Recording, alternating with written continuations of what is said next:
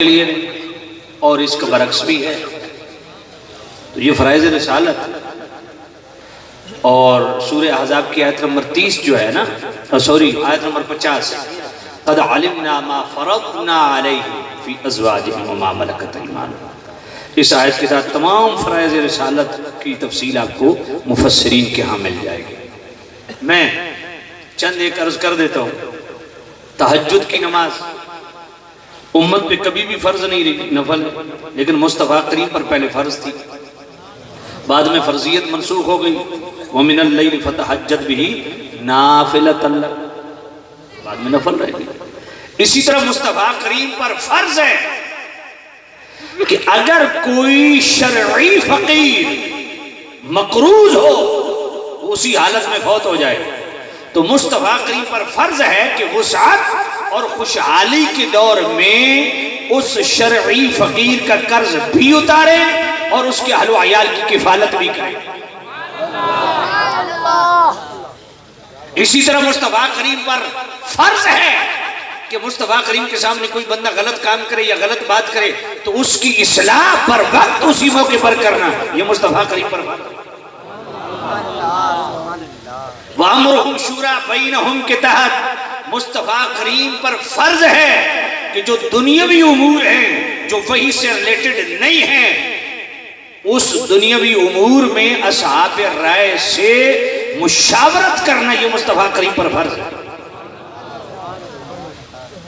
جو وحی سے ریلیٹڈ معاملات ہیں اس میں آرڈر چلتا ہے، اس میں مشاورت نہیں ہوتی۔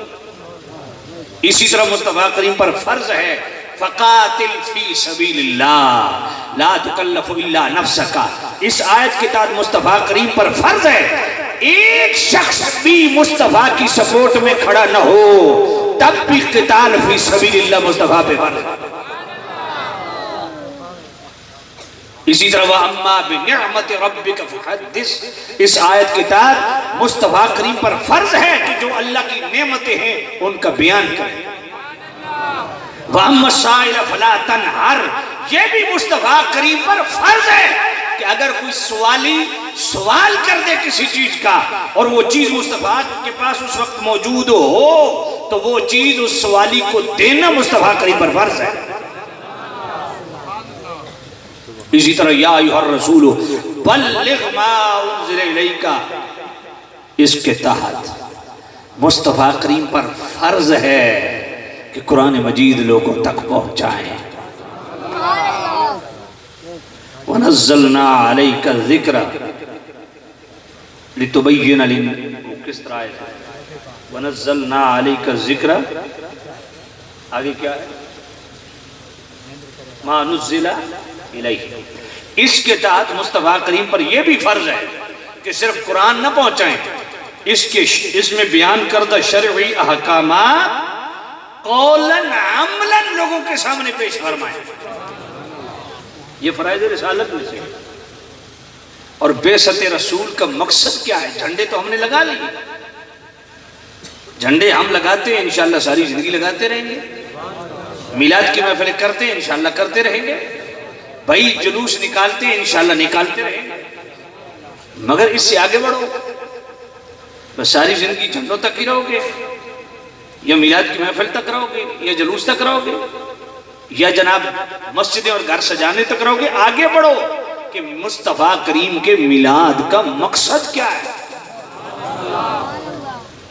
ان مقاصد کو ان 4 آیات میں، خاص طور پہ 4 مقاصد کو ان 4 آیات میں، یہ میں نے سورہ بقرہ کی آیت نمبر 129 پڑھی ہے، اور سیم یہی جناب والا فرائض رسالت کا ذکر سورہ بقرہ کی آیت نمبر 149 میں بھی ہے، پھر سورہ آل عمران کی آیت نمبر 164 میں بھی ہے، پھر سورہ جمعہ کی آیت نمبر 2 اور 3 میں بھی ہے۔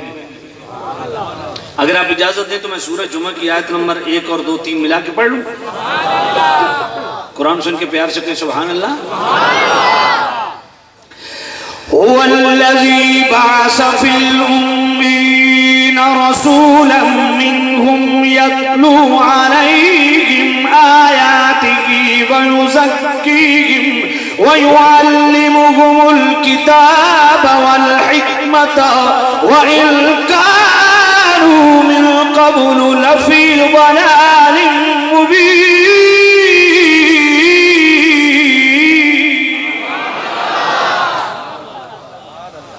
قرآن سن کے اللہ کی پاکی بیان کرنے میں اللہ خوش ہوگا. نہیں ایسے نہیں چلے گا. یہ محفل مسجد کے اندر ہوتی تو ٹھیک تھا. بات ٹھنڈ محسوس ہو رہی ہے نا. اگر ٹھنڈ نہیں لگ رہی تو پیار سے کہے سبحان اللہ. نہیں پھر میں آیت پڑھتا ہوں یار سبحان اللہ آپ نہیں کہنا. اچھا میں آیت پڑھتا ہوں کون کون سبحان اللہ کہے گا دل سے؟ کون کون کہے گا؟ پڑھوں آیت اللہ کا قرآن پڑھوں. هو الذي بعث في الأميين رسولا منهم يتلو عليهم آياته ويزكيهم ويعلمهم الكتاب والحكمة وإن كانوا من قبل لفي ضلال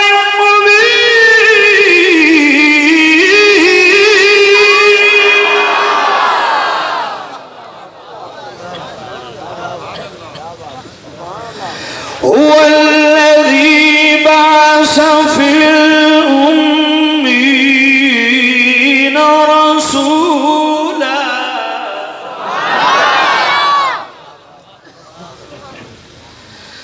يتلو عليهم آيات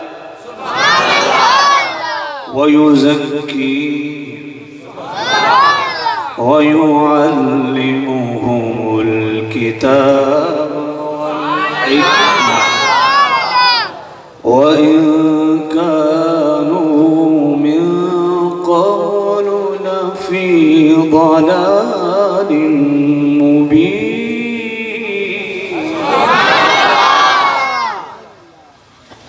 اللہ محبت سے کہو سبحان اللہ. ایک دفعہ پھر نہ پڑھ دوں یہی. هو الذي بعث في الأميين رسولا منهم يتلو عليهم آياته ويزكيهم ويعلمهم الكتاب والحكمة وإن كانوا من قبل لفي ضلال مبين.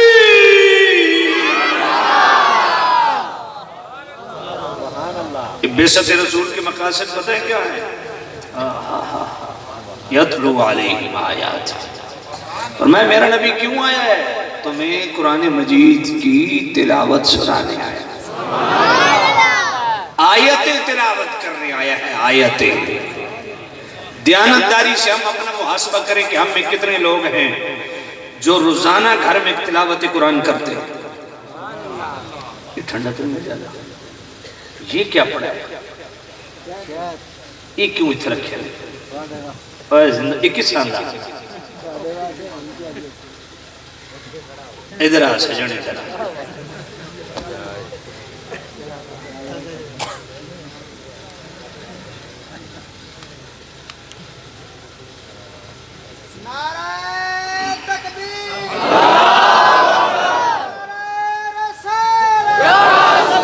ایسے عام طور پہ کتنے کا کلو دیتے ہیں؟ یہ تو آپ نے محبت سے لایا یہ مجھے پتہ چل گیا. لیکن کلو دیتے کتنے؟ جی اچھا زندہ باد. چلو انعام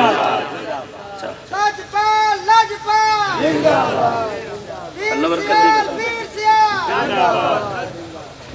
نعرہ تکبیر، نعرہ رسالت، نعرہ تحقیق، نعرہ حیدری. عظمت و شان مصطفیٰ، علماء حق اہل سنت. خضر کمانڈو صاحب تھلہ رکھ دیتا. یہ کمانڈو اتنا جلدی ہاتھ مار دے مجھے سمجھ کوئی نہیں لگا. توجہ ہے بھئی. اس واسطے ایک غیب ہویا تو یہ ذمہ دار ان کمانڈو صاحب ہو سکتا. توجہ ہے بھئی. اللہ اللہ آپ کو برکت. یتلو علیہم آیات. سبحان اللہ. اس لیے آپ کی خدمت میں عرض ہے اور ماشاءاللہ ہمارے ان پیارے دوستوں نے گدایان در حبیب نے بڑی اچھی سلیکشن کی ہے کہ بھئی آگے بڑھو، میلاد مناتے ہو، مناتے رہو گے انشاءاللہ، لیکن مقاصد میلاد بھی تو پورا کرو نا۔ مصطفیٰ آئے کیوں؟ یتلو علیہم آیات، حضور قرآن مجید کی آیتیں تلاوت کر رہے ہیں۔ ہم میں سے کتنے بندے ہیں جو روزانہ گھر میں یا دکان پہ، اپنے تجارتی مراکز میں، یا جناب روزانہ گھر سے نکل کے مسجد میں آ کے روزانہ تلاوت کرتے ہیں؟ کتنے بندے ہیں؟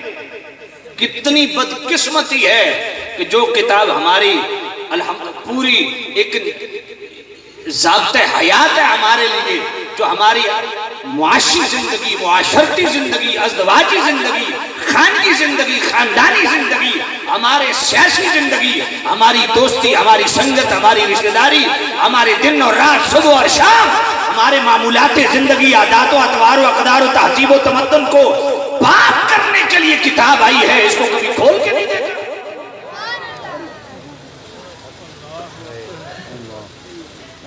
تین طرح مقدار تلاوت ہمیں حدیثوں سے ملتی ہیں، تین مقداریں۔ ہر تیسرے دن قرآن ختم کریں، یہ سب سے بڑی مقدار ہے تلاوت، جو حدیث سے ثابت ہے۔ آپ کو کرامتاً کوئی بزرگ ایک دن میں ختم کرے، یا مولا علی رکاب سے رکاب تک قرآن ختم کریں، کرامتاً، تو یہ الگ بات ہے۔ بلکہ الجواقیت والجواہر پڑھے محمود الوہاب شاہرانی کی، ایسے ایسے بزرگوں کی کرامات ہے کہ 20-20 ہزار قرآن مجید ایک دن میں ختم کرتے ہیں۔ ہاں، آپ حیران ہو جائیں گے، یہ کرامت جو ہماری عقل سے ورا ہے۔ اور ہم بھی ماشاءاللہ مولا علی کے ماننے والے، ہمارے نعت خان جو ہے وہ نعت کے بعد مولا علی کی ضرور منقبت پڑھتے ہیں۔ ان میں سے قرآن کتنے پڑھتے ہیں؟ قرآن کے حافظ کتنے؟ مولا علی سے پیار جتاتے ہو؟ کبھی سچ بھی کر کے دکھا دو۔ مولا علی تو اتنے پکے حافظ تھے کہ رکاب میں قدم رکھتے تھے، رکاب تک قرآن ختم کر دیتے تھے۔ ایسی کرامت تھی سبحان اللہ۔ اور ہماری زندگی ختم ہو گئی، ایک دفعہ قرآن کو ہاتھ نہیں لگایا۔ ہم یہ کہتے ہیں مولا علی مولود کعبہ، بیت اللہ میں پیدا ہوئے۔ اچھا جی، تو تم نے سیکھا کیا ہے؟ تم نے کیا سیکھا؟ اگر وہ مولود کعبہ ہیں اور شہید مسجد ہیں، ہم نے کیا سیکھا؟ ہمیں مولا علی نے سکھایا ہے کہ میرے متعلق مولود کعبہ کے ٹائٹل بیان کرنے والوں اور شہید مسجد کا ٹائٹل بیان کرنے والوں، میں علی وہ ہوں جو آتے بھی اللہ کا گھر آباد کر رہا ہوں، جاتے بھی اللہ کا گھر آباد۔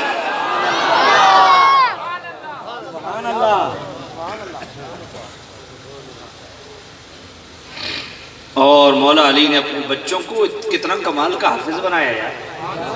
دھڑ کربلا میں پڑا ہے، سر نیزے کی نوک پہ ہے۔ حسبت ان اصحاب الکہف والرقیم کانوا من آیاتنا عجب۔ بچوں کو قرآن پڑھاؤ، بچیوں کو قرآن پڑھاؤ، نعت بعد میں پڑھاؤ، پہلے اللہ ہے بعد میں مصطفیٰ ہے۔ قرآن پڑھو، قرآن میں خود مصطفیٰ کی توصیف و ثنا کی انتہا ہے۔ بات سمجھ آئیے؟ آدھے وہ جی قرآن مجید کی ساری نعت ہے حضور کی، تو میں کہ اے پڑھنا تن موت پاؤں دی ہے۔ پنجابی اردو والی نعت پڑھنا تو جڑی اللہ دا کلام ہے وہ کیوں نہیں پڑھنا؟ گل سمجھ آئیے کوئی؟ پڑھو قرآن مجید پڑھو، جو میرے رب کا کلام ہے۔ سمجھ نہیں آئی؟ تم کلام کن کے پڑھتے ہو؟ آج کل شعراء دا بھی پتہ کوئی نہیں بھئی کون ہے، سمجھ کوئی نہیں آئی؟ کون اعلیٰ حضرت انہوں آوازیں دے رہے ہیں؟ کوئی کون پڑھ رہے اعلیٰ؟ آج کل شاعر بھی ایسے ایسے نکل آئے، ان کی سمجھ کو نہیں لگی۔ 8 پٹو 6 شاعر نکل آنے، 16 نعت خان نکل آنے۔ سمجھ آئیے؟ تو بھائی اللہ کا واسطہ قرآن بھی پڑھ لو، قرآن بھی پڑھ لو۔ الذین آتیناہم الکتاب یتلونہ حق تلاوتہ۔ قرآن جن پہ آیا ہے وہ اس کی اس طرح تلاوت کرتے ہیں جس طرح تلاوت کرنے کا حق ہے۔ قرآن لیا کہاں سے؟ کہاں سے لیا قرآن؟ اگر آپ اجازت دیں تو میں قرآن پڑھوں۔ فَإِنَّهُ نَزَّلَهُ عَلَىٰ قَلْبِكَ بِإِذْنِ اللَّهِ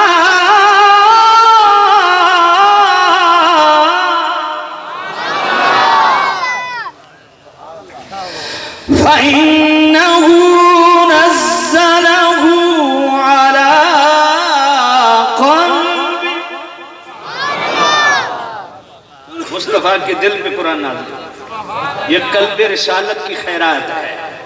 اے تو جناب والا کلام پڑھے کسی شاعر کا آج اور جناب پھولے نہیں سماتا، اے کبھی رب کا کلام بھی پڑھ لیا کر۔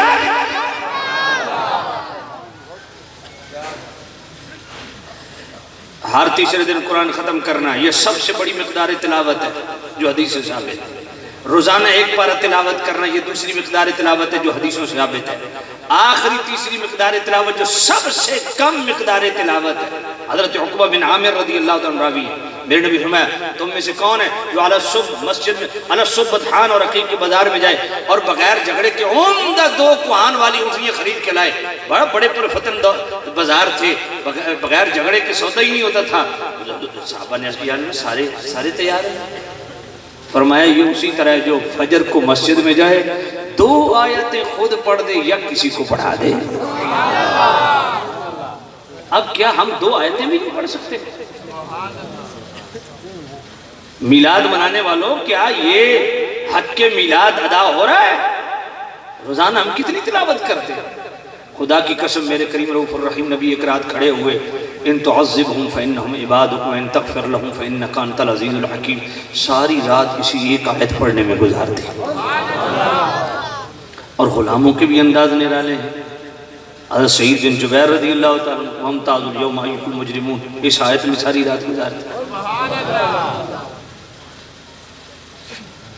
بات سمجھیں؟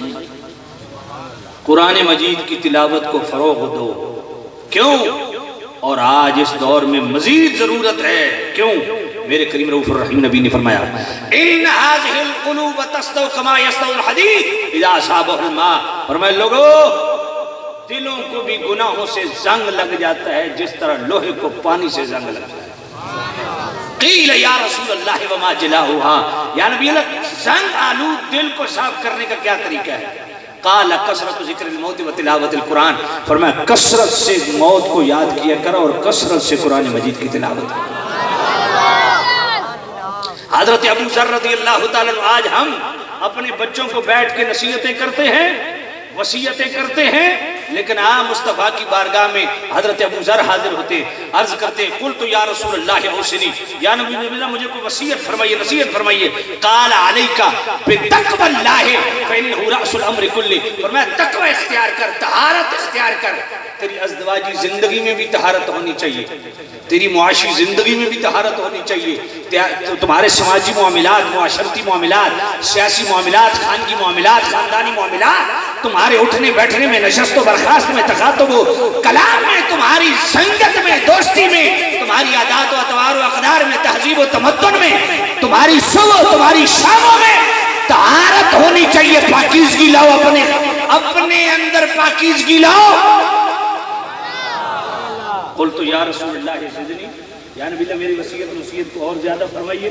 قال علیک بتلاوت القرآن فإنہ نور لک فی الارض وزخر لک فی السماء، فرمایا روزانہ معمول بنا لے تلاوت قرآن کو، یہ دنیا میں تیرے لیے نور ہے، آخرت میں تیرے لیے خزانہ ہے۔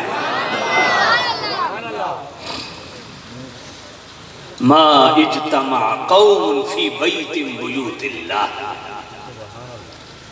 میرے مصطفیٰ کریم فرماتے ہیں کچھ لوگ مسجد میں جمع ہوتے ہیں، یتلون کتاب اللہ، اور قرآن مجید کی تلاوت کرتے ہیں، ویتدارسون بینہم، درس و تدریس کا معاملہ کرتے ہیں، سنتے سناتے ہیں قرآن، الا خفتہم الملائکہ، فرمایا یہ وہ لوگ ہیں جن پہ ملائکہ اپنے نورانی پروں سے چھاؤ کر رہے ہیں، ونزلت علیہم السکینہ، ان پر سکینت نازل ہوتی ہے، وغشیتہم الرحمہ، اللہ کی رحمت کے سائے میں ہوتے ہیں۔ آج تو ہم کسی طالب علم کو دیکھ کے ایسی عامیانہ انداز میں ہمارے رویے بھی بڑی عجیب ہوتے ہیں۔ حضرت صفوان فرماتے ہیں میں حضور کی خدمت میں گیا، عرض کیا انی جئت اطلب العلم، یا نبی اللہ میں طالب علم، حضور نے مرحبا بطالب العلم، حضور نے فرمایا خوش آمدید طالب علم، ویلکم ویلکم۔ اللہ ہے تلاوت قرآن کو معمول و مشغول بناؤ، اپنی زندگی میں تلاوت قرآن کو لاؤ، تلاوت سے جڑو، قرآن سے جڑو۔ آج امت کیوں ذلیل ہو رہی ہے؟ اسی وجہ سے، کیونکہ میرے نبی نے فرمایا نا ان لکل شیء شرفا یتباہون بہ وان بہاء امتی وشرف القرآن۔ فرمایا ہر چیز کی کوئی نہ کوئی شرافت ہوا کرتی ہے جس سے وہ تفاخر کیا کرتی ہے۔ وان بہاء امتی، میری امت کی وجہ شرافت، وجہ امتیاز، وجہ اعجاز، وجہ شان کیا ہے؟ وان بہاء امتی، میری امت کی رونق اور بہار وہ قرآن مجید۔ ان اللہ یرفع بہذا الکتاب اقواما ویضع بآخرین۔ حضرت عمر راوی، میرے نبی نے فرمایا بہت سارے لوگ ہیں جنہوں نے قرآن مجید سے اپنا تعلق نہیں جوڑا، وہ معاشی طور پہ، معاشرتی طور پہ، اقتصادی طور پہ، قبیلائی طور پہ وہ بڑے مضبوط ہوں گے، لیکن ایک نہ ایک دن تنزلی کے شکار ہو جائیں گے۔ اور ان اللہ قد رفع، اور پھر کیا ہے کہ کتنے لوگ ہیں جنہوں نے قرآن سے اپنا رشتہ جوڑا، وہ پستیوں میں پڑے ہوئے ہیں، لیکن قرآن سے جڑنے کی وجہ سے اللہ نے انہیں اوج ثریا دیا۔ حضرت عامر بن واصلہ، میرے نبی کے وہ آخری صحابی اس دنیا سے جنہوں نے پردہ فرمایا، وہ حضرت عامر بن واصلہ ہے۔ حضرت عامر بن واصلہ فرماتے ہیں کہ حضرت عمر رضی اللہ تعالیٰ عنہ نافع بن عبد الحارث کو مکے کے گورنر مقرر کیا، اور حضرت عمر تشریف لے گئے۔ فرمایا نافع، یہ جنگلات کا وزیر کسے بنایا ہے؟ کہا حضور ابن ابزہ کو۔ کہا ابن ابزہ کون ہے؟ حضور میرے گھر کا نوکر اور خادم ہے۔ میں تو نے خادم کو وزارت دے دی؟ عرض کی حضور وزارت اس لیے نہیں دی ہے کہ وہ میرے گھر کا نوکر ہے، وزارت اس لیے دی کہ قرآن بڑا خوبصورت پڑھتا ہے۔ اللہ سبحان اللہ۔ تو قرآن مجید کی تلاوت کو معمول و مشغول بناؤ، یہ میلاد کے مقاصد میں سے مقصد اول ہے۔ وَيُعَلِّمُهُمُ الْكِتَابِ، اور پھر صرف قرآن مجید کی تلاوت تک نہ رہو، قرآن مجید کے عالم بنو، عالم بنو۔ اور عالم کی شان کیا ہے؟ میرے سیدی و مرشدی آقائی مولائی امام اہل سنت مجدد دین و ملت شاہ امام رضا رحمۃ اللہ علیہ فتاوی رضویہ شریف کی 21ویں جلد میں اعلیٰ حضرت کا ایک رسالہ ہے مقال العرفاء باعزاز شرع علماء۔ اس میں اعلیٰ حضرت سے ایک سوال ہوا کہ کچھ لوگ کہتے ہیں کہ انبیاء کے جو وارث ہوتے ہیں نا، وارث الانبیاء، وہ یہ ظاہری علم سے آراستہ علماء نہیں ہوتے بلکہ وہ اور علم ہے۔ اس کا جواب دیتے ہوئے اعلیٰ حضرت نے قرآن مجید سے استدلال کیا اور جس آیت کو مستدل بنایا کمال کر دیا۔ سورہ فاطر کی آیت نمبر 32 اعلیٰ حضرت نے اس سے استدلال کیا۔ اگر آپ اجازت دیں تو میں یہ آیت پڑھ دوں۔ ثم أورثنا الكتاب الذين اصطفينا من عبادنا فمنهم ظالم لنفسه ومنهم مقتصد ومنهم سابق بالخيرات بإذن الله۔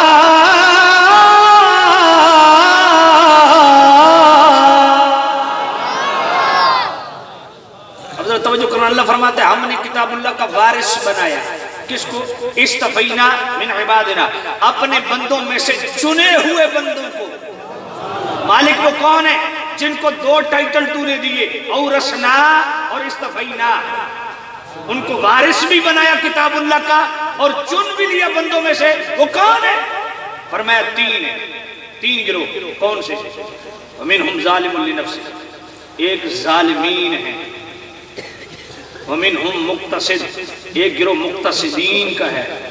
ومنہم سابق بالخیرات، ایک جناب سابقین کا ہے۔ تین گروہ۔ ایک وہ عالم ہے جو ظالم ہے۔ کیا مطلب؟ فرمایا وہ علماء جو علم تو ہے مگر عمل نام کی شے ہی نہیں۔ دوسرا مقتصدین، وہ علماء جو عالم بھی ہیں عمل بھی ہے مگر اخلاص نہیں۔ تیسرا وہ عالم جو عالم بھی ہے بعمل بھی ہے اور مخلص بھی ہے۔ مگر عجیب بات ہے، تینوں کتاب اللہ کے وارث۔ بڑی خاص بات ہے، یہ سورہ فاطر ہے، آیت نمبر 32۔ بھائی ومنہم سابق بالخیرات، سبقت لے جانے والے ہیں، عالم بعمل مخلص، وہ تو کتاب اللہ کے وارث۔ اور استفینا، چنے ہوئے، سمجھ آتی۔ فمنہم ظالم لنفسہ، وہ بھی کتاب اللہ کے وارث اور اللہ کے بندوں میں سے چنے ہوئے جنہوں نے اپنے نفسوں پر ظلم کیے، اور مقتصد عالم ہیں، باعمل بھی ہیں لیکن اخلاص نہیں، وہ بھی کتاب اللہ کے وارث۔ سیدی آل حضرت امام آل سنت فرماتے ہیں یہی تو اس کتاب کی شان ہے کہ جو صرف عالم ہے باعمل نہیں، پھر بھی اللہ نے اس کو دو شانیں دی ہیں، اورثنا اس کو کتاب اللہ کا وارث قرار دیا، استفینا اور اپنے بندوں میں سے چنا ہوا قرار دیا۔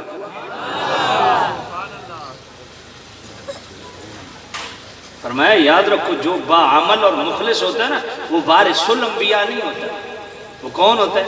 اذا قرأ الرجل القرآن واحتجى من احادیث رسول اللہ صلی اللہ علیہ وسلم كانت هناك غریرة خلیفة من خلفاء الانبیاء۔ فرمایا جس نے قرآن کو حاصل کیا اور جی بھر کے حدیثوں کو جمع کیا، كانت هناك غریرة، اور جناب باعمل عالم ہے، طبیعت سلیقہ دار رہے، تو فرمایا كان خلیفة من خلفاء الانبیاء، وہ وارث الانبیاء نہیں، وہ خلیفۃ الانبیاء۔ بات سمجھیں؟ اور اسی سورہ فاتر کی آیت نمبر 32 ہے، اس سے پچھلی 28 آیت پہ آ جائیں، انما یخشى اللہ من عبادہ العلماء، بندوں میں اللہ سے ڈرنے والے صرف علماء ہیں۔ اب یہ کس صورت میں جب یہ آپ تلاوت کریں گے نا انما یخشى اللہ من عبادہ العلماء، اللہ کے اوپر زبر اور علماء کے اوپر پیش، مگر ایک اور اس کی قرائت ہے جو حضرت عمر بن عبدالعزیز اور حضرت امام اعظم ابو حنیفہ کے ہاں معروف ہے، وہ اللہ کے اوپر پیش پڑھتے ہیں اور علماء کے اوپر زبر پڑھتے ہیں، انما یخشى اللہ من عبادہ العلماء۔ اس صورت میں یخشا کا معنی ڈرنا نہیں ہوگا بلکہ مجازم بالاستعارہ کے طور پہ اس کا معنی ہوگا ہیبت والا بنا دینا۔ وجہ استعارہ کیا چیز ہے؟ ایک بندہ جو ہے اس کی قبیلے میں ہیبت ہو نا تو ہر بندہ اس کی عزت کرتا ہے کہ نہیں کرتا؟ تو اللہ نے فرمایا ہم نے ہیبت والا بنایا ہے علماء، مکرم اور معظم میری بارگاہ میں۔ اس تقدیر پہ معنی یہ بنے گا کہ اللہ کی بارگاہ میں، دنیا کی بات نہیں۔ دنیا تو آج کوئی کونسلر ایم پی اے بن جائے آپ اس کو سر پہ اٹھا لیتے ہیں نا، اللہ فرماتا ہے میری بارگاہ میں عزت والے صرف علماء ہیں۔ بات سمجھئے؟ اس لیے اپنے بچوں کو عالم بھی بناؤ اور عالم علماء کی عزت بھی کیا کرو، اللہ کا واسطہ عزت بھی کیا کرو۔ سیدی امام اہل سنت اعلیٰ حضرت رحمۃ اللہ علیہ فتاوی رضویہ شریف کی 21ویں جلد میں صفحہ 249 پہ فرماتے ہیں کہ سنی العقیدہ عالم، اس کی توہین اگر علم دین کی وجہ سے کی جائے تو کفر ہے، چاہے یہ توہین کرنے والا خود عالم ہی کیوں نہ ہو۔ اور غیر عالم کو کسی صورت روا نہیں کہ وہ صحیح العقیدہ عالم پر اعتراض کرے، خواہ اس عالم کے اعمال کیسے ہی ہوں۔ ہاں بد مذہب عالم کو برا کہا جائے گا جتنے کا وہ مستحق ہے، مگر فحش کلمے سے ہمیشہ اجتناب برتا جائے گا۔ اور 14ویں جلد میں یہ 6 جگہ فتویٰ فتاوی رضویہ شریف، 23ویں جلد میں 3 جگہ یہ فتویٰ آ رہا ہے۔ بات سمجھ آئیے؟ علماء کی وہ مجھے یاد آیا، خراسان کا ایک حاکم تھا سلطان احمد سامانی، وہ اپنے تخت پہ بیٹھا تھا، ایک عالم دین آیا نا تو احمد سامانی تخت سے نیچے اترا، 7 قدم آگے بڑھ کے اس نے عالم دین کے استقبال کیا۔ اس کا بڑا بھائی امیر اسحاق جس نے اس کی تربیت کی وہ ساتھ بیٹھا تھا، جو ہی تخت پہ مڑ کے بیٹھا نا احمد سامانی، اس نے امیر اسحاق نے کہا تو عجیب آدمی، ساری زندگی تیری تربیت کرنے میں گزر گئی ہے، تجھے نہیں پتا ہمارے بادشاہوں میں یہ نہیں ہوتا، تو نیچے اتر کے تخت سے 7 قدم آگے بڑھ کے استقبال کر رہا ہے۔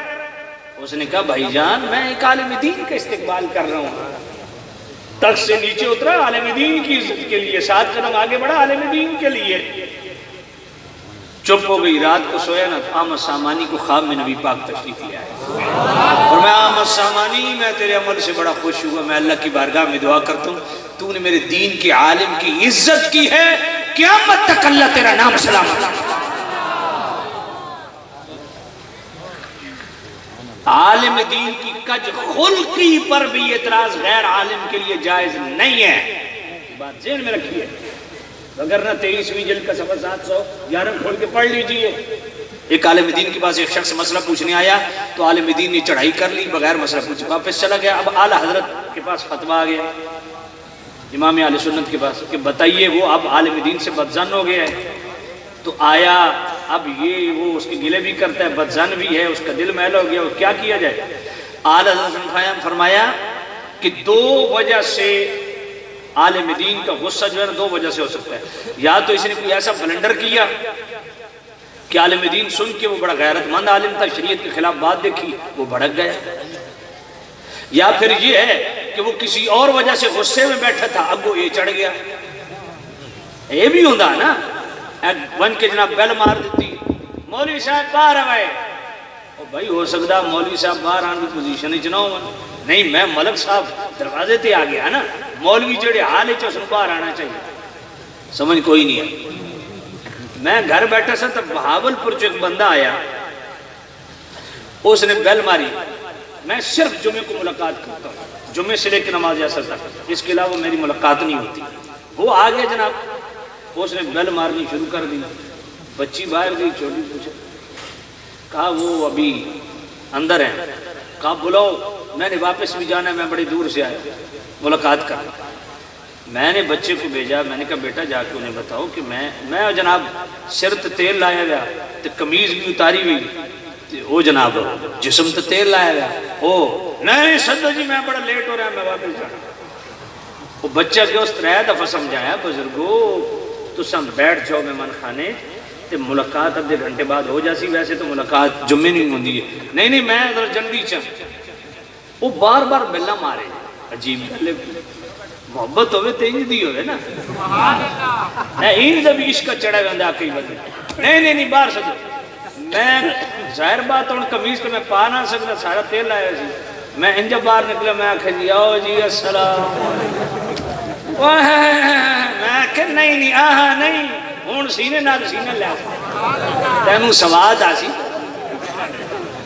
بھئی 6 دفعہ تن پیغام بھیجا بھی میں مصروف ہاں، سمجھ کوئی نہیں آتا، ساڑھی کم ایک ہی ہوندہ، آج گئے اور مولوی صاحب باہر نکلنا چاہیے، او بھائی غریب مولوی صاحب آرام کر رہے ہو سی، کھانا کھا رہے ہو سی، کسی پوزیشن اچھے باہر نہیں آ سکتا، اسا جناب ناراض ہو کٹر پہنے، او جی ویکو مولوی آڈے پھٹے ہوئے دروازے تھے باہر ہی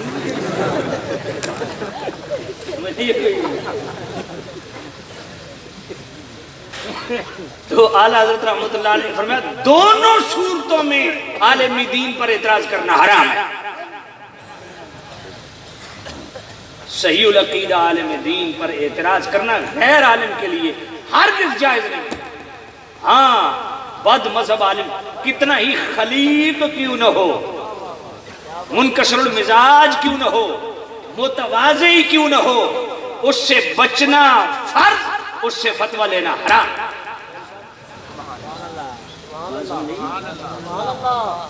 اپنے علماء کی عزت کرنا سیکھو۔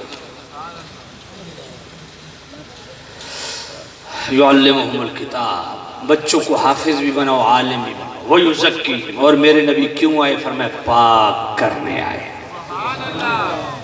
خود کتنے پاک ہیں؟ ہائے ہائے محبت سے کہو سبحان اللہ۔ مصطفیٰ خود کتنے پاک ہیں؟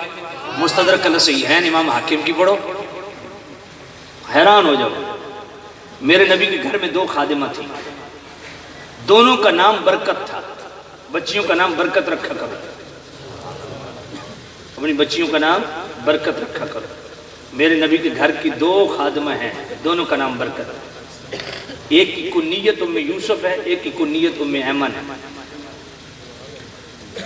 جس میرے نبی کے گھر کی خادمہ کی کنیت ام ایمن تھی، وہ خادمہ تھی حضرت خدیجہ الکبریٰ رضی اللہ تعالیٰ عنہ۔ وہ رات کو اٹھی نا تو ان کو پیاس لگی ہوئی تھی، میرے نبی چارپائی پہ لیٹے ہوئے، چارپائی پہ بھی سونا حضور کی سنت ہے۔ آدھے جی محمدی بسترہ مکہ وہ کیڑا ہوندہ کہ زمین تو ہوندہ، تو میں کہا چارپائی محمدی بسترہ نہیں ہے، سمجھ کوئی نہیں ہے۔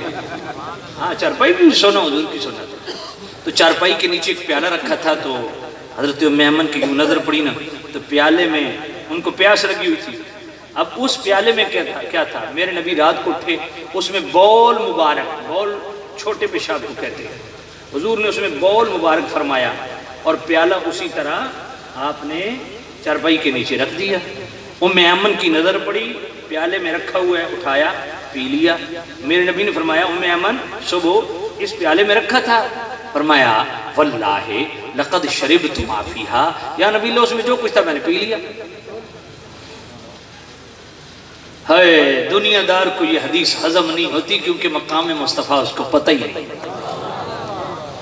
امام حاکم جیسے محدث نے مستدرک الصحیحین کے اندر لکھی اور سیرت نگاروں کے امام حضرت قاضی ایاز مالکی رحمۃ اللہ علیہ نے کتاب شفاء شریف میں لکھی،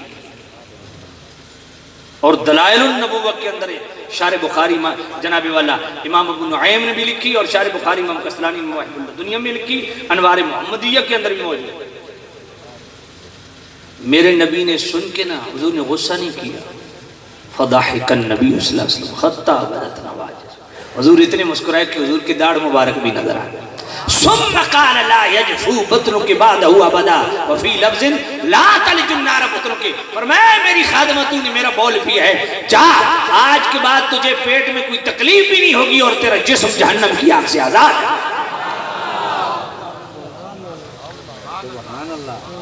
اللہ. وحدیث هذه المرأة التي شربت بوله صحیح. یہ حدیث بھی صحیح ہے. بس ایک سبحان اللہ. اگر آپ اجازت دیں تو بول مبارک کی بات سنیے، براز مبارک بھی کر لوں. براز مبارک بڑے پیشاب کو، حضور کے بڑے پیشاب براز، بڑے پیشاب کو براز کہتے ہیں. آقا کریم شرح شفا کے اندر قاضی ملا علی قاری رحمۃ اللہ علیہ شرح شفا کے اندر لکھتے ہیں، میرے کریم رؤوف الرحیم نبی صاحب اللہ صلی اللہ علیہ وسلم اٹھے، رفع حاجت کے لیے دور تشریف لے جاتے تھے. ایک صحابی پیچھے پیچھے چل پڑا کہ دیکھوں تو صحیح جو نبی کے جسم سے جو چیز خارج ہوتی ہے وہ کدھر جاتی ہے اور وہ کیسے ہوتی ہے. کیوں؟ صحابی کو نہیں پتا تھا کہ ہماری طرح انسان ہے، جو ہمارے جسم سے نکلتا ہے وہ بھی ادھر سے نکلتا ہوگا. نہیں، صحابی کا عقیدہ ہے کہ امتی اور ہوتا ہے، نبی اور. پیچھے پیچھے چل پڑے. میرے کریم رؤوف الرحیم نبی دور تشریف لے گئے. دو درخت دور دور کھڑے تھے. ایک درخت کی ٹہنی سے پکڑا نا، کہا ادھر آ. سبحان اللہ کہہ دو یار. میرے نبی نے دونوں درختوں کو ملایا نا، یوں اوٹ بن گئی پردہ. حضور نے رفع حاجت فرمائی اور دوسری طرف سے نکلے. وہ صحابی ادھر سے اندر گھسا، جب حضور کو دیکھا کہ حضور نکلے، ادھر سے اندر دیکھا، کوئی چیز نظر نہیں آئی جو میرے نبی کے جسم سے خارج ہوئی. 3 کچے ڈھیلے پڑے ہیں. آپ ان کو کیا کہتے ہیں؟ یہ جو کچے ریت کے ڈھیلے ہوتے ہیں کیا کہتے ہیں ان کو؟ مٹی کے ڈھیلے، وین بھی آخر ہیں، ڈھیلے بھی آخر. وہ پڑے تھے. یہ پکی مٹی کے ڈھیلے اٹھائے نا، ہائے دل کر رہا ہے میں لفظ پڑھوں لیکن آپ پتہ نہیں کدھر بیٹھے. ہائے ہائے. یفوح منہن روائح المسک. صحابی فرماتے ہیں خدا کی قسم جن ڈھیلوں سے میرے نبی نے استنجا فرمایا نا، وہ میں نے اٹھائے، ان سے کستوری کی خوشبو آ رہی تھی. نہیں اگلا جملہ کمال کیا، لیکن اب میں پڑھوں گا نہیں کیونکہ جس طرح کی سبحان اللہ آپ نے کہی اگلا جملہ پڑھنے والا نہیں. پڑھ دوں ایسی سبحان اللہ کے واپسی پہ جاتے ہوئے وہ سبحان اللہ کی بینی بینی خوشبو مجھے آنا چاہیے. اب صحابی کا عقیدہ دیکھیے اور عقیدت دیکھیے. وہ ڈھیلے اٹھائے، جیب میں ڈالے، گھر لے گئے. جمعے کا دن آیا، مسجد ہے. اب وہ میں جملہ پڑھنے لگا ہوں جس پہ میں ایک سبحان اللہ سننا چاہتا تھا. صحابی رسول فرماتے ہیں جب میں مسجد نبوی میں داخل ہوا، بڑی خوشبوئیں لگانے والے موجود تھے. جب میں یہ ڈھیلے لے کے جن سے میرے نبی نے استنجا فرمایا مسجد میں داخل ہوا، فَتَقْلِبُ رَائِحَتُهُنَّ رَوَائِحَ مَنْ تَطَيَّبَ وَتَعَطَّرَ. فرمایا اس کی خوشبو تمام خوشبوؤں پہ چھا گئی.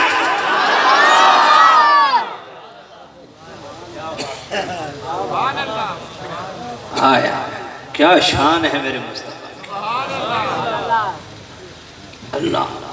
اچھا وہ چیز جاتی کدھر ہے یہ کبھی سوچا ہے؟ میرے کریم رؤوف الرحیم نبی صاحب اللہ صلی اللہ علیہ وسلم کے جسم مقدس سے وہ چیز جناب والا خارج ہوئی، وہ کدھر گئی؟ کبھی سوچا ہے؟ کسی نے، نہ میرے کریم رؤوف الرحیم نبی کی ازواج مطہرات نے، نہ کسی صحابی نے آج تک نہیں دیکھا کہ نبی پاک صاحب اللہ صلی اللہ علیہ وسلم کے جسم سے جو چیز خارج ہوئی ہے، کسی نے نہیں دیکھی آج۔ کدھر جاتی؟ بڑا شارع بخاری امام کسرانی مواہب الدنیا، میرے کریم رؤوف الرحیم نبی نے حضرت عائشہ صدیقہ رضی اللہ تعالیٰ عنہ نے عرض کی، یا نبی اللہ، جو چیز آپ کے جسم سے خارج ہوتی ہے وہ کدھر جاتی ہے؟ کسی کو نظر نہیں آتی۔ یا عائشہ تو اما علمتے، عائشہ تو نہیں جانتی، ان اللہ امر الارض ان تطلع ما خرج من الانبیاء، عائشہ تو نہیں جانتی اللہ نے حکم دے رکھا ہے زمین کو، اے زمین میرے نبی کے جسم سے جو چیز خارج ہو اپنے سینے لے لیا کر۔ سبحان اللہ۔ اس پہ سوچو کہ اللہ نے زمین کو کیوں حکم دی؟ اللہ نے، پہلے تو اللہ کی ذات معلوم ہونا کہ کتنی شان والی ہے۔ اللہ نے زمین کو حکم دے رکھا ہے کہ انبیاء کے جسم سے جو چیز خارج ہو اپنے سینے لے لیا کر۔ کیوں؟ کبھی سوچا ہے؟ جملہ میں بولنے لگا ہوں، ڈنمارک تک، فرانس تک یہ پیغام جانا چاہیے غلامان مصطفیٰ کی طرف سے، جو آج بدبخت ملعون مصطفیٰ کے خاکے بنا کے توہین کر رہے ہیں۔ پیغام یہ ہے مسلمانوں، دینی غیرت پیدا کرو۔ جو میرے رب نے زمین کو حکم کیوں دیا کہ نبیوں کے جسم سے جو چیز خارج ہوتی ہے، اے زمین تو اپنے سینے لے لیا کر۔ کیوں؟ انسان کی فطرت ہے، جبلت ہے۔ اپنے ایمان سے بتاؤ، کسی کا پاخانہ دیکھو اس سے بدبو نہ بھی ہو پھر بھی طبیعت بوجھل ہوتی ہے کہ نہیں؟ بندہ ناک چڑھا لیتا ہے۔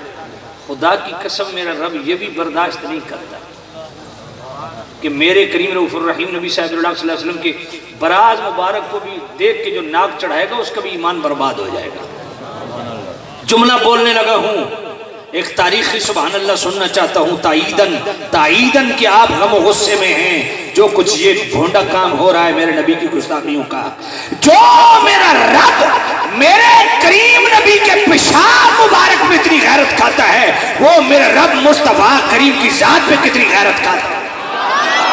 نعرہ تکبیر، نعرہ رسالت، نعرہ خلافت، نعرہ حیدری۔ گستاخ رسول کی ایک سزا، گستاخ رسول کی ایک سزا، گستاخ رسول کی ایک سزا، تاجدار ختم نبوت۔ اللہ، میرے نبی کتنے پاک ہیں۔ اب اگر آپ اجازت دیں تو خون پاک کی ایک بات کر دوں۔ حضرت سنان بن سلمہ صحابی رسول تھے، ان کا مزار بلوچستان میں 5-7 دفعہ میری وہاں حاضری ہوئی ہے اس دار میں۔ سنان بن مالک ابو سعید خدری کے والد، حضور آقا کریم صاحب اللہ صلی اللہ علیہ وسلم کو جب وہ پتھر لگا نا احد کے میدان میں، خون ٹپکا، تو انہوں نے حضور کا چہرہ مبارک زبان لگا کے نا وہ خون سارا اپنے منہ میں جمع کرنا شروع کر دیا اور پورا گھونٹ بنا تو پی لیا۔ حضور نے فرمایا کدھر ہے خون؟ پی لیا۔ حضور نے کیا فرمایا؟ میرے کریم رؤوف الرحیم نبی صاحب اللہ صلی اللہ علیہ وآلہ وسلم، من اراد ان ينظر الى رجل من اہل الجنت فلینظر الى ھذا، جس نے دنیا میں چلتا پھرتا جنتی دیکھنا ہو اسے دیکھ۔ سبحان اللہ۔ کس کس شان کو بیان کرو؟ یزکی، خود بھی پاک اور آئے بھی پاک کرنے۔ تو اور میں کیسے پاک ہوں گے؟ سب سے پہلے اپنے دل میں حضور کی عظمت پیدا کرو، حضور کا پیار پیدا کرو، حضور کا عشق پیدا کرو، نبی کے لیے غیرت پیدا کرو۔ پھر یا ایھا الذین آمنوا لا تقدموا بین یدی اللہ ورسولہ، اللہ اور اس کے رسول کے کسی حکم سے آگے نہ بڑھو، لا تقولوا خلاف الکتاب والسنہ، مطلب یہی ہے اللہ رسول کے فرمان سے تجاوز نہ کرو، پاکیزگی اور طہارت کی۔ لیکن آئیے، میں صرف آج ایک اور پیغام بھی دینا ضروری ہے صحابہ اور آل بیت کے حوالے سے۔ مصطفیٰ کریم کے صحابہ بھی پاک ہیں، آل بھی پاک ہے، حضور نے دونوں کو پاک کیا۔ آل بیت کی طہارت پہ ایک آیت اور صحابہ کی طہارت پہ ایک آیت پڑھ کے اجازت چاہوں گا۔ سورہ احزاب کی آیت نمبر 33 اللہ کا قرآن۔ انما يريد الله ليذهب عنكم الرجس اهل البيت ويطهركم تطهيرا۔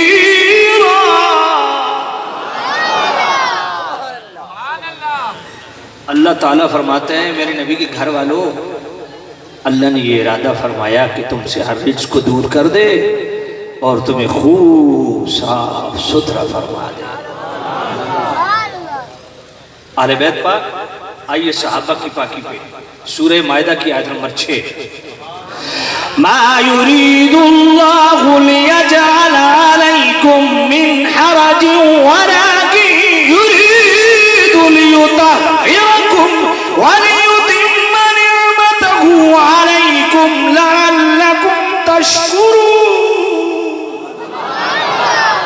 اے میرے نبی کے غلاموں، اللہ تم پہ تنگی کو گوارا نہیں کرتا، بلکہ اللہ تعالیٰ تمہیں پاک کرنے کا ارادہ فرماتا۔ اب توجہ ہے آپ؟ سورہ احزاب کی آیت نمبر